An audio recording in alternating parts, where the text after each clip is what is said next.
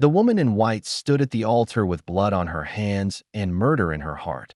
Clara May Thornton's fingers trembled as she clutched the bouquet of desert roses, their thorns drawing crimson dots across her pale knuckles. The makeshift chapel, nothing more than 4 weathered posts and a canvas roof stretched between them, swayed in the hot Wyoming wind like a gallows waiting for its next victim. And in a way, she supposed it was. Dearly beloved, the circuit preacher began, his voice cracking like old leather. We are gathered here today to witness the union of Miss Clara May Thornton and Mr. Josiah Blackwood in holy matrimony. The name fell from his lips like a curse, and Clara's stomach lurched. Josiah Blackwood. The man who'd put 3 bullets in her father's chest 6 months ago. The man who'd smiled as he watched Thomas Thornton bleed out in the dust outside the Broken Wheel Saloon. The man who now stood beside her in his finest black suit, smelling of expensive cologne and old sins. You can almost taste the bitter irony hanging in that desert air. A daughter forced to pledge her life to her father's murderer, all for the sake of a debt that should have died with the man who owed it. Clara May, Josiah whispered, his breath hot against her ear. Don't look so glum, darling. This here's supposed to be the happiest day of your life. She turned to face him, this devil in gentleman's clothing. Josiah Blackwood was handsome in the way that rattlesnakes were beautiful, all smooth lines and deadly purpose. His dark hair was slicked back with pomade, his mustache waxed to perfection, and his cold gray eyes held the same cruel amusement they'd held when he'd gunned down her father. Happiest day, she repeated, her voice barely above a whisper. Is that what you call it when a woman's forced to marry against her will? His smile widened, revealing teeth as white and sharp as piano keys. Now, Clara May, we both know you got a choice. You can marry me, or you can watch me foreclose on that pretty little ranch of yours. Of course, without the ranch, you'd have nowhere to bury your poor daddy proper-like. The threat hit her like a physical blow. The Thornton Ranch, 300 acres of the most fertile land in Carbon County, was all she had left of her father's legacy. All she had left of home. Josiah held the deed now, had won it in that fatal poker game along with her father's life. Besides, he continued, straightening his black tie, I'm being generous. Most men wouldn't offer marriage to settle a debt. I could have just taken what I wanted. Clara's free hand moved instinctively to the small of her back, where her father's .38 rested beneath the folds of her white dress. The weight of it was both a comfort and a torment. She'd imagined this moment 1,000 times, the moment she'd finally put a bullet between Josiah Blackwood's eyes. But not here. Not now. Not with 30 witnesses watching and the preacher's words binding her to this monster. Do you, Josiah Blackwood? The preacher continued, oblivious to the tension crackling between bride and groom. Take Clara May to be your lawfully wedded wife. I surely do, Josiah replied, his voice smooth as aged whiskey. The desert wind picked up, rattling the canvas overhead and sending dust devils dancing across the assembled crowd. Clara's mother would have called it an omen. Her mother, God rest her soul, had always believed the land spoke to those who knew how to listen. And do you, Clara May Thornton, take Josiah to be your lawfully wedded husband? The words stuck in her throat like bone splinters. Around her, the wedding guests, mostly Josiah's men and a handful of townsfolk too frightened to refuse his invitation, watched with the hungry anticipation of vultures circling a dying animal. She opened her mouth to speak, to surrender her soul to this devil's bargain, when a sound split the air like thundered crack. A gunshot, distant but unmistakable, echoed across the desert.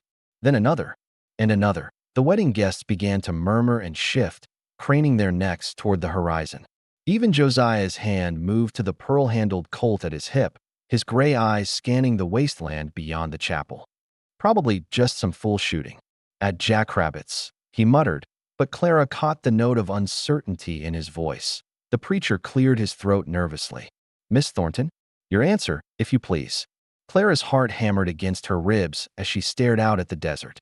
The sun was beginning to set, painting the sky in shades of crimson and gold. Somewhere out there, beyond the sagebrush and Joshua trees, those gunshots had shattered the afternoon silence like a stone through glass. She thought of her father, of his calloused hands teaching her to rope and ride, of his gentle voice reading scripture by lamplight. She thought of the ranch, of the cattle that needed tending and the debts that needed paying. She thought of the gun pressed against her spine and the man who deserved to die standing beside her.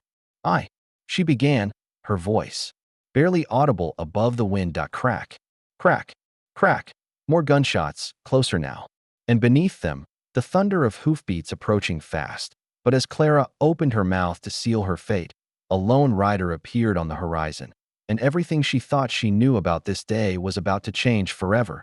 The rider came out of the sun like an avenging angel, his silhouette dark against the burning sky. Clara's breath caught in her throat as she watched him approach, not with the reckless abandon of a man running from trouble, but with the steady, purposeful gait of one riding toward it. "Well, I'll be damned," Josiah muttered, his hand tightening on his gun. "Boys, we got ourselves an uninvited guest." The stranger's horse was a magnificent black stallion, its coat gleaming like polished obsidian in the dying light. Steam rose from its flanks, evidence of a hard ride across the unforgiving desert. But it was the rider himself who commanded attention, tall in the saddle, shoulders broad beneath a worn leather duster, his face shadowed by the brim of a weathered hat. Clara found herself holding her breath as he drew closer. There was something familiar about the way he sat his horse, something that tugged at memories she'd buried deep. "Preacher," Josiah called out, his voice sharp with authority, "you keep on with the ceremony. Don't let some saddle tramp interrupt the proceedings." The preacher, a thin man named Ezekiel who'd arrived on the morning stage, wrung his hands nervously. "Perhaps we should wait. You'll do as I say," Josiah snapped, his gray eyes never leaving the approaching rider. "Clara May, you answer the question. Now." But Clara couldn't speak, couldn't move, because as the stranger rode into the circle of torchlight that surrounded the makeshift chapel, she saw his face clearly for the first time in 5 years. Jake Coulter. The name hit her like a physical blow, stealing the air from her lungs. Jake Coulter, who'd been her father's foreman before he'd disappeared into the night without so much as a goodbye. Jake Coulter, who'd taught her to shoot and ride and read the weather in the clouds. Jake Coulter, who'd kissed her behind the barn on her 18th birthday and promised he'd always protect her. Jake Coulter, who'd broken her heart when he'd vanished like morning mist, leaving nothing but questions and the ache of abandonment. He looked older now, weathered by sun and hardship. His dark hair was longer, touching his shoulders, and a beard shadowed his jaw. But those eyes, those deep blue eyes that had haunted her dreams, were exactly the same. "Afternoon, folks," he said, his voice carrying that same easy drawl she remembered. He touched the brim of his hat in a gesture that was pure politeness masking deadly intent. "Hope I'm not interrupting anything important." Josiah's men began to spread out, hands drifting toward their weapons. Clara counted 6 of them, all hard-faced killers who'd do anything for the right price. But Jake didn't seem concerned. He sat his horse with the casual confidence of a man who'd faced down worse odds and lived to tell about it. "State your business, stranger," Josiah called out, his voice carrying the authority of a man accustomed to being obeyed. "This here's a private ceremony." Jake's eyes found Clara's across the distance, and she saw something flicker in their depths: recognition, regret, and something else she couldn't quite name. When he spoke, his words were directed at Josiah, but his gaze never left her face. "Funny thing about private ceremonies," he said, dismounting with fluid grace. "Sometimes they ain't quite as private as folks think." The wedding guests began to murmur among themselves, sensing the tension that crackled in the air like lightning before a storm. Clara's heart pounded so hard she was certain everyone could hear it. Part of her wanted to run to him, to throw herself into his arms and beg him to take her away from this nightmare. But another part, the part that remembered the pain of his abandonment, wanted to slap his face and demand to know where he'd been when she'd needed him most. "You got something to say it," Josiah growled, his patience wearing thin. "Otherwise, mount up and ride out." Jake took a step closer, his spurs jingling softly in the desert silence. "Well, now, that's where you're wrong, Blackwood. See, I got a powerful interest in this particular ceremony." Clara's breath caught. He knew. Somehow, Jake knew about the forced marriage, about her father's death, about everything. "That's so." Josiah's voice was silk over steel. "And what interest might that be?" The kind that comes from knowing the bride's daddy didn't lose that ranch fair and square. Jake's words fell like stones into still water, sending ripples of shock through the assembled crowd. The kind that comes from knowing Thomas Thornton was murdered in cold blood by a cheating snake who marked the cards. The accusation hung in the air like smoke from a gun barrel. Clara felt the world tilt beneath her feet. Her father hadn't lost the ranch in a fair game. The debt that had forced her into this unholy union was built on a lie. Josiah's face darkened, his mask of civility finally slipping. That's a mighty serious accusation, stranger. You got proof to back up them words. Jake reached into his coat, and half a dozen guns cleared leather in response. But he moved slowly, deliberately, pulling out not a weapon but a worn deck of cards. Even from a distance, Clara could see the subtle marks on their backs, scratches so faint they'd be invisible to anyone who didn't know to look for them. These here cards came from the Broken Wheel Saloon, Jake said, his voice carrying clearly across the desert air. Funny thing about marked cards, they leave evidence. Your man Mickey thought he was being clever, but he forgot one important detail. What's that? Josiah's voice was barely controlled rage. He forgot that Thomas Thornton's daughter knows how to read sign better than most men can read books. Jake's eyes found Clara's again, and this time she saw the truth blazing. There. She's been tracking this game for months, following every lead, every witness. And she ain't the only one. Clara's mind reeled. She'd suspected, of course. Her father had been many things, but a fool at cards wasn't one of them. He'd taught her the game himself, shown her how to read faces and calculate odds. The idea that he'd gamble away everything he'd worked for had never sat right with her. You're lying, Josiah snarled, but there was uncertainty in his voice now. Am I? Jake pulled out a folded paper from his coat. This here's a sworn statement from Ben Murphy, the bartender at the Broken Wheel. Seems he's been carrying a powerful burden of guilt about staying quiet. Amazing what a man will confess when he's facing his maker. The paper fluttered in the desert wind, and Clara could see the official seal of the territorial marshal's office. Her heart soared even as her mind struggled to process what this meant. Ben Murphy's been dead for 3 months, Josiah said, but his voice lacked conviction. Died yesterday, actually, Jake corrected, but not before he told Marshal Harrison the whole story. About how you and Mickey set up Thomas Thornton. About how you goaded him into that game with threats against his daughter. About how you shot him down when he tried to leave.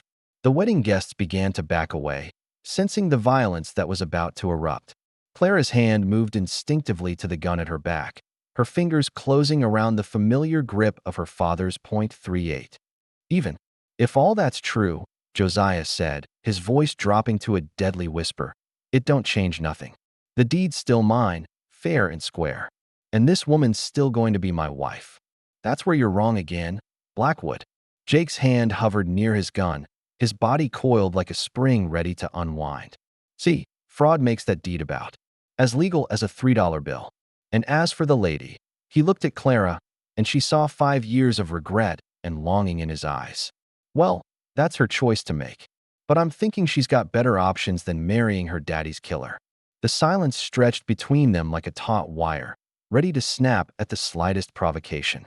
Clara could feel the weight of every gaze upon her, waiting for her to choose. Josiah on one side, representing security and survival built on lies and blood. Jake on the other, offering hope and justice and the chance to reclaim everything she'd lost. But as she opened her mouth to speak, Josiah's hand moved to his gun, and she realized that words might not be enough to settle this debt. Because in the desert, some arguments could only be settled with lead. And the man she'd once loved was about to face down 6 killers with nothing but iron nerve and a fast draw. Time moved like honey in winter as hands reached for guns. Clara watched Jake's fingers hover over his Colt, steady as granite despite the odds.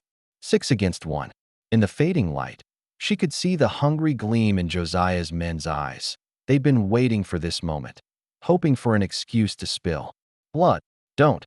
Clara's voice cut through the tension like a blade.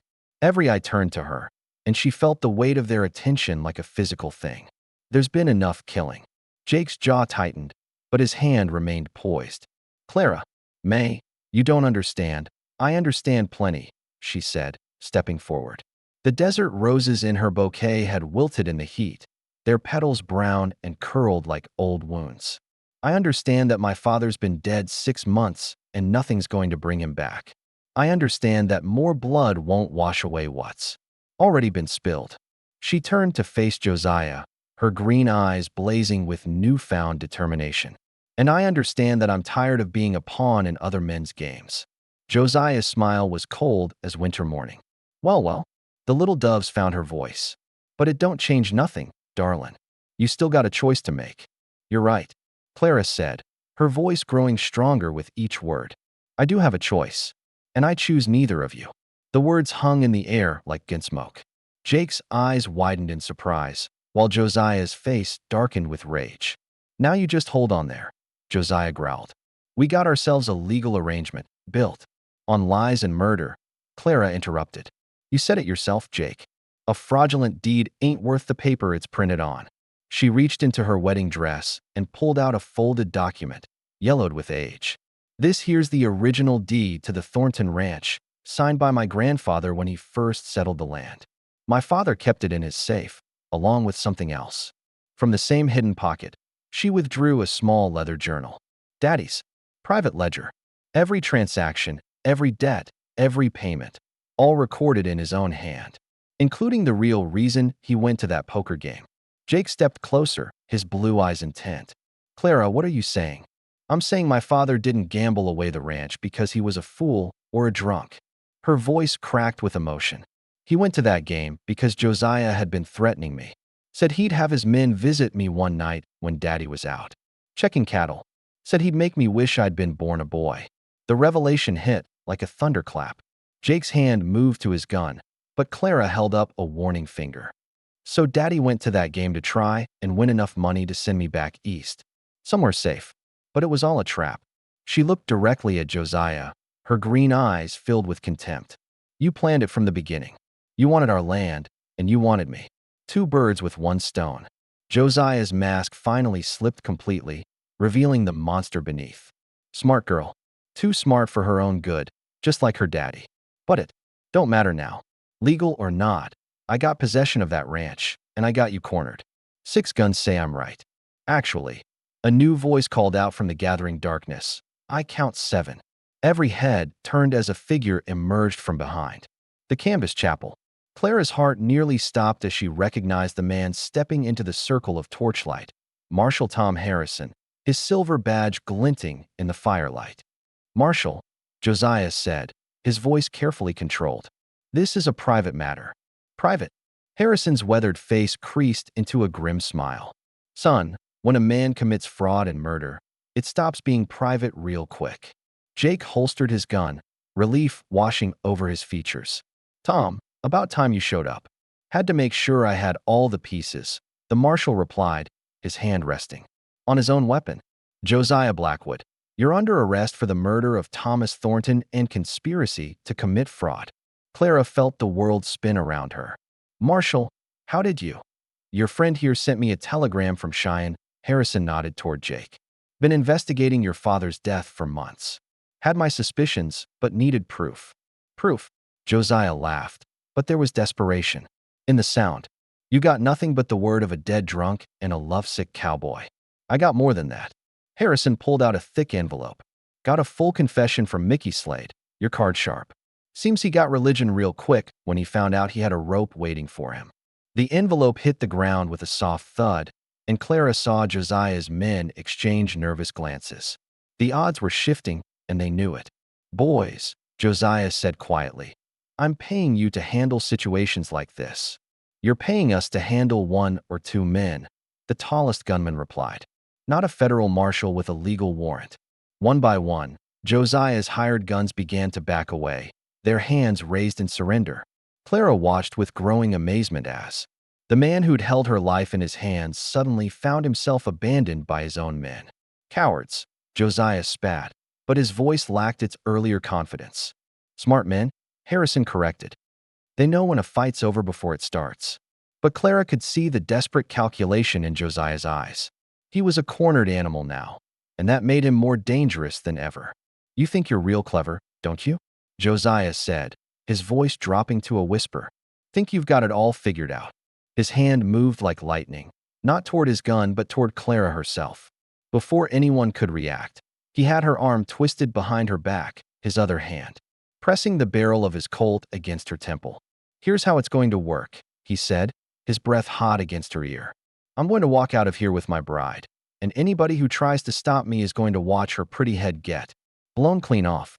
The wedding guests scattered like startled birds, leaving only Clara, Josiah, Jake, and the marshal in the flickering circle of torchlight. The desert wind had picked up, rattling the canvas overhead and sending dust devils dancing across the ground. "Let her go, Blackwood," Jake said, his voice deadly calm. "This is between you and me." "No," Josiah replied, pressing the gun harder against Clara's head. "This is between me and everyone who thought they could make a fool of Josiah Blackwood." Clara felt the cold steel against her skin and closed her eyes, thinking of her father. Thomas Thornton had faced down rustlers and claim jumpers, blizzards and droughts. He'd built something lasting from nothing but determination and sweat. And now it all came down to this moment. But as she stood there, feeling the weight of the gun against her temple, Clara realized something that changed everything. In her hidden pocket, beneath the deeds and ledgers, was one more item she hadn't mentioned: her father's dying words, written in his own blood on a scrap of paper she'd found clutched in his fist. Words that revealed the truth about Jake Coulter's disappearance 5 years ago.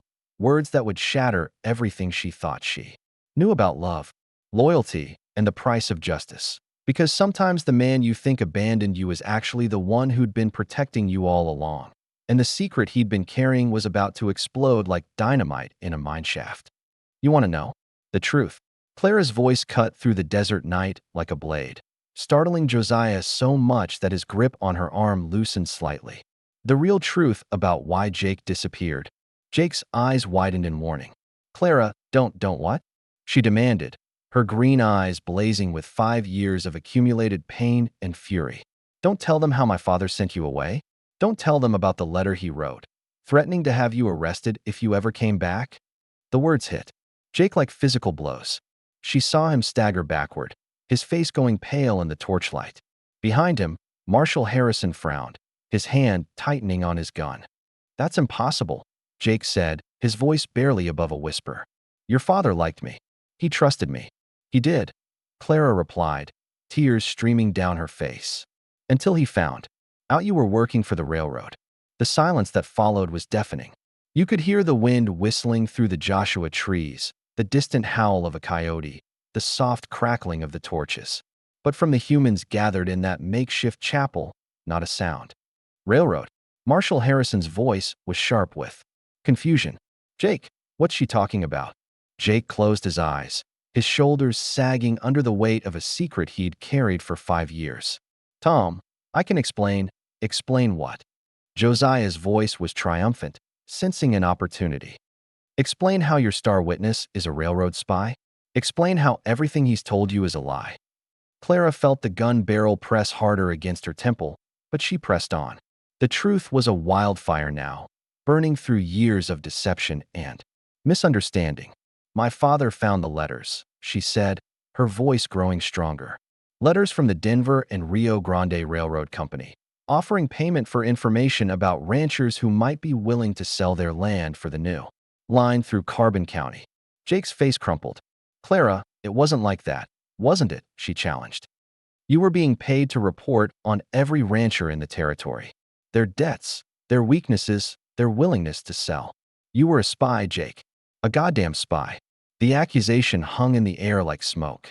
Marshal Harrison's weathered face showed confusion and betrayal. "Jake, tell me she's wrong." "I can't," Jake said, his voice breaking. "Because she's right. I was working for the railroad."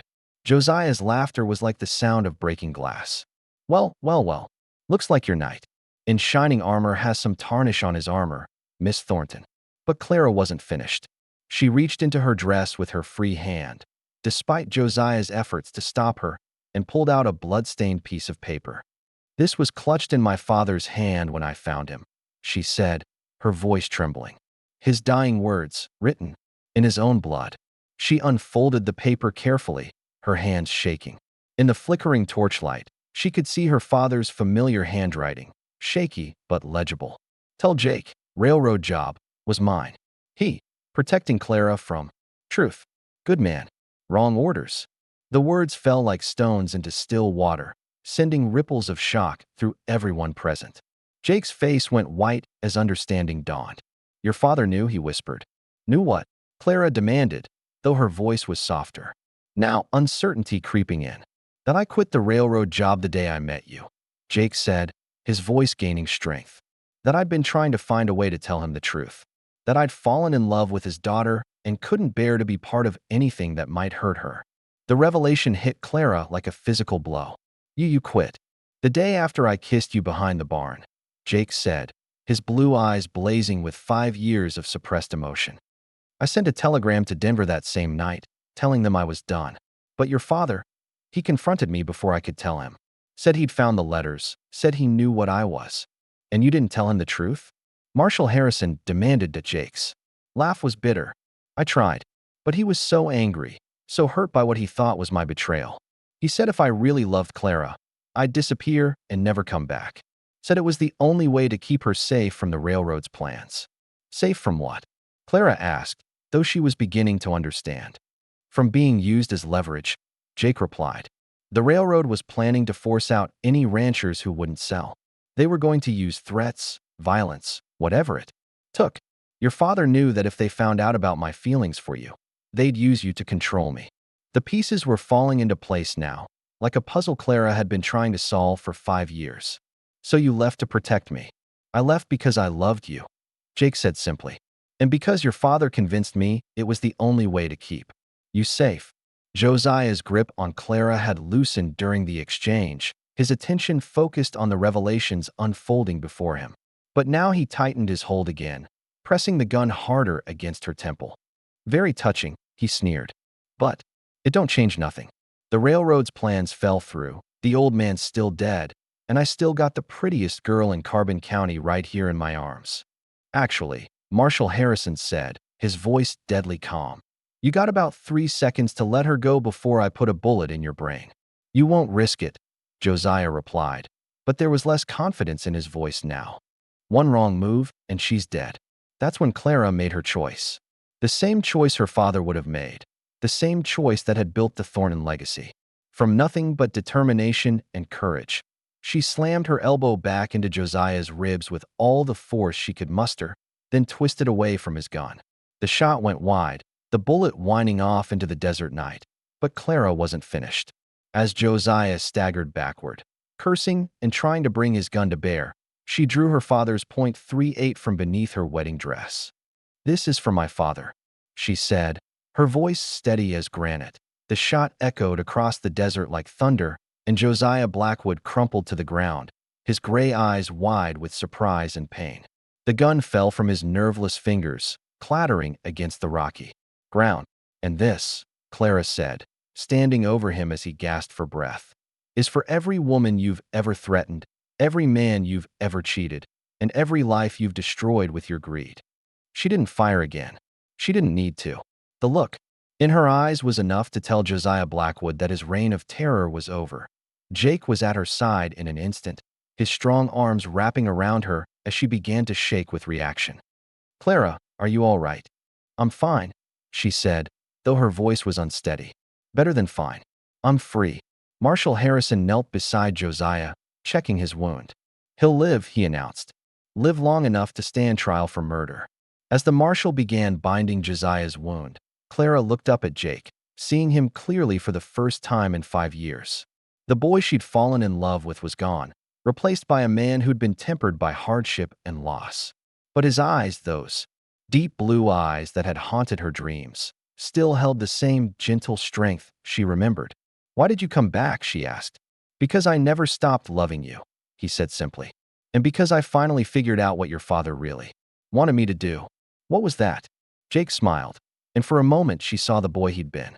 He wanted me to become the kind of man who was worthy of his daughter. The kind of man who'd fight for what's right, even when the odds are against him. Clara felt tears streaming down her face, but for the first time in months, they weren't tears of sorrow. And did you become that man? I don't know, Jake replied honestly. but I'd like to spend the rest of my life trying to find out. As the desert wind picked up, scattering the wilted rose petals from Clara's bouquet across the rocky ground, she realized that some endings were really beginnings in disguise. The forced wedding was over, the debt was paid, and justice had been served. But as she looked into Jake's eyes, she saw something that made her heart race with possibility. Because sometimes the greatest love story begins not with a kiss, but with forgiveness and the courage to build something beautiful from the ashes of the past. 3 months later, Clara May Thornton stood on the porch of her father's house. Her house now, watching the sunrise paint the Carbon County hills in shades of gold and crimson. The autumn air carried the scent of sage and the promise of winter. But for the first time since her father's death, she felt warmth spreading through her chest. The Thornton Ranch was thriving again, with Josiah's fraudulent claim overturned by the territorial court. The deed had been restored to her rightful ownership. The cattle were fat and healthy, the debts were paid, and the land that 4 generations of Thorntons had worked was secure for future generations. But it wasn't the ranch that made her smile as she sipped her morning coffee. It was the sound of familiar laughter drifting up from the corral, where Jake was breaking in a spirited young Mustang with the patience and skill that had first caught her father's attention all those years ago. "Easy there, boy," she heard him murmur to the horse, his voice carrying that same gentle strength she'd fallen in love with. "Nobody's trying to hurt you. Just got to learn to trust." Trust. The word had taken on new meaning over the past 3 months. Clara had learned that trust wasn't something you gave blindly, but something you built day by day, choice by choice, through shared struggles and honest words. Jake had stayed on as foreman, but this time there were no secrets between them. He'd told her everything about his work for the railroad, about the guilt he'd carried for 5 years, about the nights he'd lain awake wondering if he'd made the right choice in leaving. And she'd told him about her own secrets, the fears that had kept her awake, the anger that had burned in her heart, the loneliness that had threatened to consume her. You can almost taste the sweetness of second chances on the morning air, mingling with the coffee and the promise of a new day. Morning, Clara May. She turned to find Jake walking up from the corral, his hat in his hands and his dark hair tousled by the wind. 3 months of honest work had put some weight back on his frame, and the haunted look that had shadowed his eyes was slowly fading. "Morning yourself," she replied, offering him a cup of coffee from the pot on the porch rail. "How's Thunder coming along?" "He's got spirit, I'll give him that," Jake said, accepting the cup with a grateful smile. "Reminds me of someone else." "I know." Clara felt heat rise in her cheeks, but she didn't look away. "Is that so?" Stubborn as a mule, quick to bite when cornered, but loyal as the day is long once you earn their trust. His blue eyes sparkled with mischief. "Course, Thunder's a mite prettier than you when he's mad." Jake called her. Clara swatted at him with her free hand, but she was laughing. "You're lucky I don't throw this coffee in your face. You're lucky I'm too much of a gentleman to duck," he replied, catching her hand and holding it gently. The laughter faded as they looked at each other, the weight of unspoken words hanging between them like morning mist. Over the past 3 months, they'd rebuilt their friendship, their trust, their partnership in running the ranch. But they'd both been careful not to push beyond that fragile foundation. "Clara," Jake began, his voice serious now, "there's something I need to say." "I know," she said softly. "I've been waiting for you to find the courage to say it." He smiled at that, shaking his head. "Still reading me like a book, aren't you?" "Some books are worth reading twice," she replied. Jake set down his coffee cup and took both her hands in his. His palms were calloused from honest work, warm and strong and steady. "I love you," he said simply. "I've loved you since you were 18 years old and tried to rope that ornery bull calf on a dare. I loved you when I left, and I loved you every day I was gone, and I'll love you until the day I die." Clara felt tears prick her eyes, but they were tears of joy now, not sorrow. "Jake, I know I got no right to ask," he continued, his voice gaining strength. "I know I hurt you when I left, even if I thought I was doing right. I know I'm just a cowboy with nothing to offer but a strong back and a willing heart. But if you'll have me, Clara May Thornton, I'd like to spend the rest of my life making up for lost time." "Are you asking me to marry you, Jake Coulter?" she asked, her voice barely above a whisper. "I'm asking you to marry me because you want to," he replied. Not because you're forced to, not because of debts or threats or anyone else's plans. Just because maybe, just maybe, you love me too. Clara looked into those honest blue eyes and saw her future reflected there. Not the future others had tried to force on her, but the one she chose for herself. A future built on love and trust, and the courage to fight for what mattered. I do love you, she said, her voice growing stronger with each word. I love your stubborn pride and your gentle hands and the way you sing to the horses when you think nobody's listening. I love that you came back when I needed you most, and I love that you're brave enough to give me the choice. So, Jake asked, his voice rough with emotion. So yes, you magnificent fool. Clara laughed, throwing her arms around his neck. Yes, I'll marry you. Jake spun her around, both of them laughing like children, and when he set her down, he kissed her with 5 years of longing and the promise of 50 more to come. When they finally broke apart, breathless and grinning, Clara rested her forehead against his. But this time, she said, her eyes sparkling with mischief, I'm picking the preacher and the date. And if anyone objects, they'll answer to me and my father's .38. Yes, ma'am, Jake replied solemnly. Wouldn't have it any other way. As they stood there on the porch of the Thornton Ranch, watching the sun climb higher into the endless Wyoming sky, Clara thought about her father. Thomas Thornton had built something lasting from nothing but determination and love. He'd protected what mattered, fought for what was right, and raised a daughter strong enough to choose her own path. The desert roses her mother had planted by the porch steps were blooming again, their pink petals bright against the weathered wood. Clara had thought they'd died with her parents, but Jake had tended them through the summer, watering them faithfully even when she'd been too lost in grief to notice. Some things, she realized, were worth waiting for, worth fighting for, worth the patience to let them bloom in their own time. 6 months later, Clara May Thornton became Clara May Coulter in a ceremony that was everything her first wedding wasn't, filled with friends and family, blessed by genuine love, and celebrated under the endless sky that had witnessed her family's struggles and triumphs for 4 generations. And when the preacher asked if anyone objected to the union, the only sound was the wind through the cottonwoods and the distant lowing of cattle on the range that would belong to the Coulter family for generations to come. The love that had survived betrayal and separation, misunderstanding and loss had finally found its way home. And in the desert country where only the strongest things could bloom, that love would flourish like roses after rain. Well now, friends, that there's the tale of Clara May and Jake, and how love can triumph even in the hardest of times. If this story stirred your heart like a good cup of trail coffee, I'd be mighty obliged if you'd tip your hat with a like and share your thoughts in the comments below. And while you're at it, don't forget to subscribe for more tales from the frontier, where hearts are as wild as the land itself. Drop a comment and let us know where you're watching from today. Whether you're in the big city or out where the buffalo roam, we'd love to hear from you.